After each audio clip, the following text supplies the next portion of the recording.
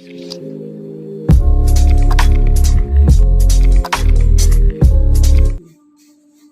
शांति। Good morning. Sasaram Brahma Kumari दिनचर्या में आप सभी भाई बहनों का हार्दिक स्वागत है। ओम शांति। आज बाबा का 13/1/21 की वाणी है। बाबा कहते, मीठे बच्चे, तुम्हारे मुख से सदैव ज्ञान रत्न निकलने चाहिए। तुम्हारा मुखड़ा सदैव हर्षित रहना चाहिए। प्रश्न है बाबा का, जिन बच्चों ने ब्राह्मण जीवन में ज्ञान की धारणा की है उनकी निशानी क्या होगी? उत्तर है, पहला, उनकी चलन देवताओं मिसल होंगी, उसमें दैवी गुणों की धारणा होगी। दूसरा, उन्हें ज्ञान का विचार सागर मंथन करने का अभ्यास होगा।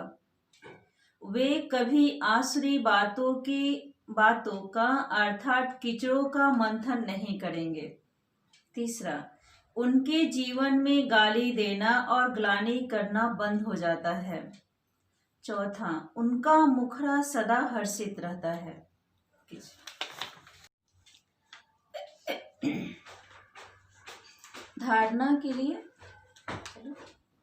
धारणा के लिए मुख्य सार का फर्स्ट पॉइंट है, अपने हर्षित मुखड़े से बाप का नाम बाला करना है। ज्ञान रत्न ही सुनने और सुनाने हैं। गले में ज्ञान रत्नों की माला पड़ी रहे। आसुरी अवगुणों को निकाल देना है। दूसरा, सर्विस में कभी थकना नहीं है। उम्मीद रख शौक से सर्विस करनी है। विचार सागर मंथन कर उल्लास में रहना है। वरदान है, स्नेह के रिटर्न में समानता का अनुभव करने वाले सर्वशक्ति संपन्न भवा। स्पष्टीकरण है, जो बच्चे बाप के स्नेह में सदा समाये हुए रहते हैं उन्हें स्नेह के रेस्पॉन्स में बाप समान बनने का वरदान प्राप्त हो जाता है। जो सदा स्नेह युक्त और योग युक्त है वह सर्व शक्तियों से संपन्न स्वतः बन जाते हैं। सर्व शक्तियां सदा साथ है तो विजय हुई पड़ी है। जिन्हें स्मृति रहती कि सर्वशक्तिमान बाप हमारा साथी है, वह कभी किसी भी बात में विचलित नहीं हो सकते। स्लोगन है, पुरुषार्थी जीवन में जो सदा संतुष्ट और खुश रहने वाले हैं वही खुश नसीब हैं। आज का विचार है, कभी कभी आपकी एक मुस्कान मरुस्थल में जल की बूंद जैसी लाभदायक सिद्ध हो सकती है। आज का ब्रह्मा बाबा का 18वां का 13वां कदम है, शक्तिशाली मनसा द्वारा श्रेष्ठ वाइब्रेशन फैलाने की सेवा।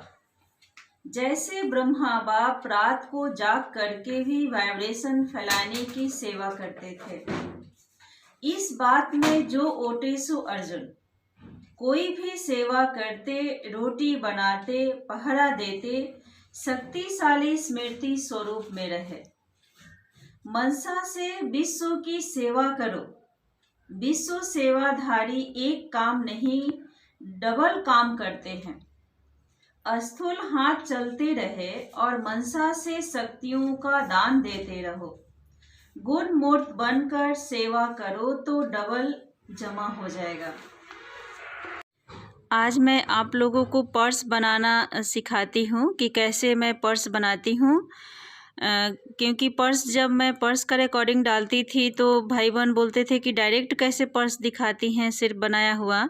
आप बना करके मतलब विधिवत जैसे बनाती हैं वैसे काटते हुए बनाते हुए दिखाइए। तो ऐसे आप लोग यूट्यूब पर तो बहुत देखते होंगे पर्स बनाना, एक से एक आता है।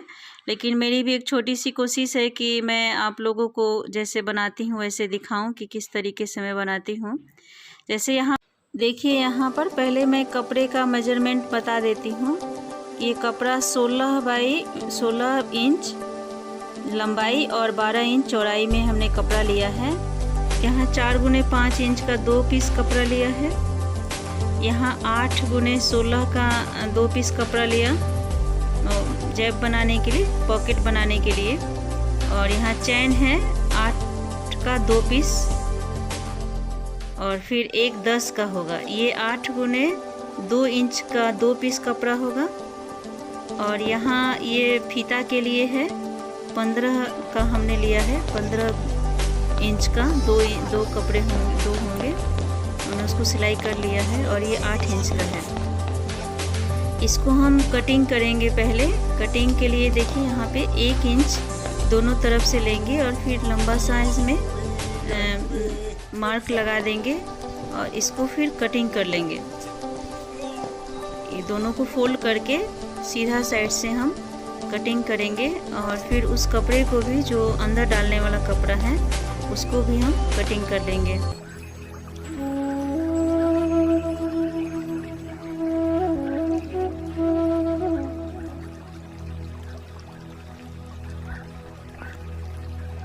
अब इसकी हम बीच से जीव लगाने के लिए हम कटिंग करेंगे।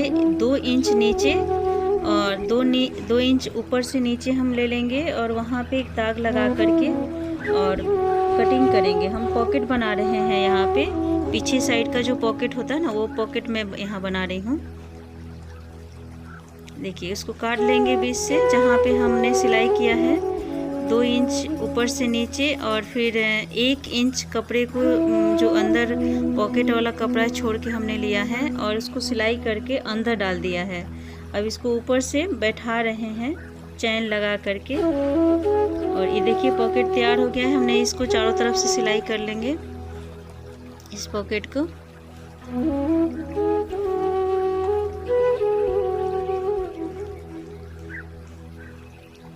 एक और जो अंदर में पॉकेट डालना है, इसके लिए भी वैसे ही कटिंग होगा। देखिए, जिस तरीके से हमने बाहर का कटिंग किया है, 2 इंच अंदर ले करके बीच से दाग लगा करके फिर काट के उसको सिलाई करके फिर अंदर इसको बीच से काट कर अंदर कर देंगे और ऊपर से सीधा तरफ से ही हम चैन का सिलाई कर देंगे।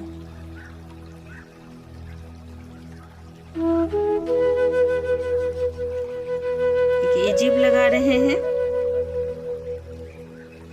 जिप लग गया। अब इसकी हम सिलाई भी देखिए कि हाथ कर लिए हैं, दोनों तरफ से डाल करके।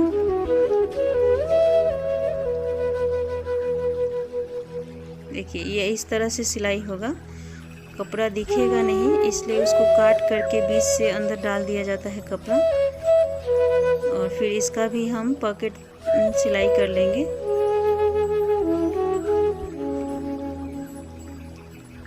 ये तैयार हो गया। अब इसको दोनों को हम सिलाई चारों तरफ से कर लेंगे। अब देखिए, एक पैकेट हमारा तैयार हो गया दोनों तरफ का।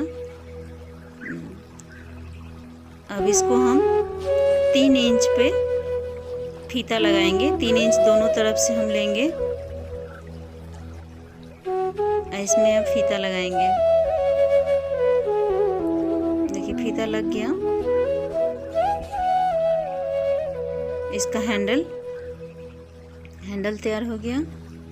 अब इसके ऊपर का इसमें सिलाई, जो मेन चैन है, इसकी हम सिलाई कर रहे हैं, चैन लगा रहे हैं।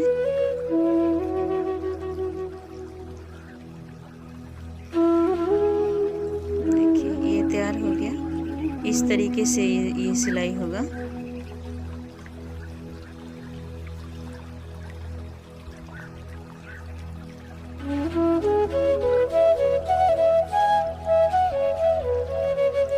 उसको भी हम इसमें अंदर डाल के उल्टा साइड से हम इसकी भी सिलाई कर लेंगे।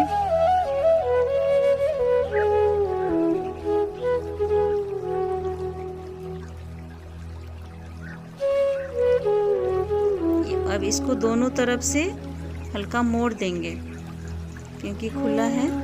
इसको मोड़ करके भी इस पर फिर हम सिलाई चला लेंगे। और ये देखिए, ये भी इसमें जोड़ रहे हैं साइड से। ये साइड से ऐसे जो 4 बाई 5 का जो कपड़ा था, इसको हम यहाँ पे जोड़ रहे हैं। ये जुट गया। फिर इसको ऐसे फोल्ड करके ऐसे सिलाई कर देना है।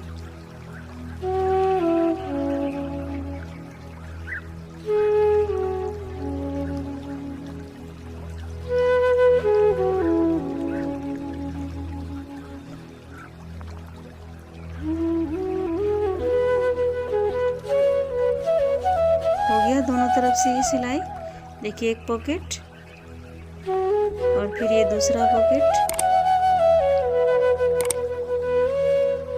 और ये बीच का मेन पॉकेट है, ये तीसरा। ये हमारा बैग तैयार हो गया, छोटा सा पर्स है। ब्रह्मा बाप का आज 5वां कदम मैं सुना रही हूँ। 8वां कदम में का 5वां कदम। जैसे चौथे कदम में मैं बताई थी कि ब्रह्मा बाप ने बेफिक्र बादशाह रहा। 5वां कदम में कर्म योगी बाबा ने कर्म योगी का पाठ पढ़ाया कि कर्म के साथ योग कैसे हो, उसका बाबा करके दिखाया। कोई भी काम करते थे बाबा तो खुद से पहले करते थे और फिर उसके बाद बच्चों को सिखाते थे। जैसे धोबी घाट में भी बाबा चले जाते थे, कपड़े सिलाई करना होता था, बाबा वो कपड़े खुद जाके सिलाई करने लगते थे। उसके बाद अनाज साफ करना होता था, बाबा खुद जाकर अनाज साफ करते थे। और योग का मतलब कर्म के साथ योग कैसे हो, ये बाबा कर्म योगी बन करके खुद से पहले कर्म करके बच्चों को सिखाया। चाहे किसी भी तरह का कोई भी काम हो, छोटा सा काम बड़ा काम हो, जो भी काम हो, सब बाबा खुद करके सिखाया। एक बार की बात है, निर्मल शांता दीदी अपना अनुभव में बताती हैं कि चप्पल टूट गया था, तो मैं बाबा के पास गई और बाबा से बोली, बाबा चप्पल टूट गया है। बाबा बोले टायर है, टायर से खुद से चप्पल सिलाई करो। और तो बाबा को निर्मल शांता दीदी बोली कि बाबा मैं कोई मोची थोड़ी हूँ कि चप्पल सिलाई करूँगी। तो बाबा ने बोला कि बच्ची, मोची जितनी भी अकल नहीं होगी तो तुम विश्व की महारानी कैसे बनोगी। विश्व की बादशाही लेना है और मोची जितनी भी अकल ना हो तो विश्व की बादशाही कैसे लेंगे। तो दादी ने फिर खुद जा कर के मार्केट से चप्पल सिलाई करने का सामान खरीद के लाया और खुद से चप्पल सिलाई की। यज्ञ में टायर से चप्पल सिलाई की। तो ये बाबा ने हम बच्चों को कर्म योगी बन करके कर्म करना सिखाया कि कर्म के साथ बाबा की याद कैसे हो, और हर कर्म अपने हाथों से करना है। और अपने हाथों से करते हुए बाबा की याद में जो कर्म करते हैं वो हमारा हुआ है। जैसे दिखाया गया है कि पूरी सृष्टि को दिखाया गया, 5000 कल्प बताया गया है। तो सबसे पहले यहाँ ये लिखा हुआ है कि आप यहाँ पहली बार नहीं आए हैं, 5000 वर्ष पूर्व पहले भी आए थे, आए हैं और आते रहेंगे। एक होते रहता है और एक युग होता है 1250 का। हाँ, एक युग मतलब एक सतयुग हो गया, 1250 1250 मैंने 1250 चारों, हाँ, चारों युग को बताया गया है, 1250 वर्ष बताया गया है। और संगम को दिया गया 100 वर्ष। तो पूरा दिखाया गया है, 5000 कल्प बताया गया है, यहाँ दिखाया गया है। तो सबसे पहले हम लोग सतयुग को देखेंगे। सतयुग गोल्डन एजेंट वर्ल्ड दिखाया गया है ना, कि सतयुग वहाँ हर चीज क्या होता था, सत्य, यानी वहाँ हर चीज सुख शांति आनंद प्रेम खुशी हर चीज वहाँ भरपूर नाम का चीज ही नहीं, दुख का नाम निशान नहीं था, इसीलिए उसको कहते सतयुग, सतयुग कहते हैं। और सतयुग में कहा भी गया है कि वहाँ 24 कैरेट, यानी वहाँ सोना 24 कैरेट का सोना होता है, यानी 24 कैरेट मीन्स हमारे यानी अपवित्र हो गई है, यानी कलयुग हो गई है। इसलिए यह दिखाया गया ना, सतयुग का चित्र और कलयुग का दोनों में अंतर दिखाया गया है ना। तो पहले दिखाया गया है सतयुग और फिर दिखाया गया है त्रेता। कहाँ गोल्डन और कहाँ सिल्वर, दोनों में अंतर यहाँ भी दिखाया गया है। तो कैसे हम लोग गोल्डन एजेंट वर्ल्ड में बिल्कुल प्योर होते हैं, हमारी आत्मा 24 कैरेट के प्योर पवित्र होती है। और जैसे त्रेता में आते हैं तो 16 से 14 में आते हैं तो बिल्कुल सिल्वर हो जाते हैं। तो दोनों में अंतर हो जाता है। आगे बताया नहीं कि एक बच्चा स्कूल में फर्स्ट लाता है, एक सेकंड लाता है, दोनों में अंतर होता है। फर्स्ट वाला को कभी फेल नहीं, फर्स्ट होता है, सेकंड वाला को फेल नहीं कहेंगे, लेकिन सेकंड आ गया ना, कहेंगे ना अरे आप सेकंड आ गया।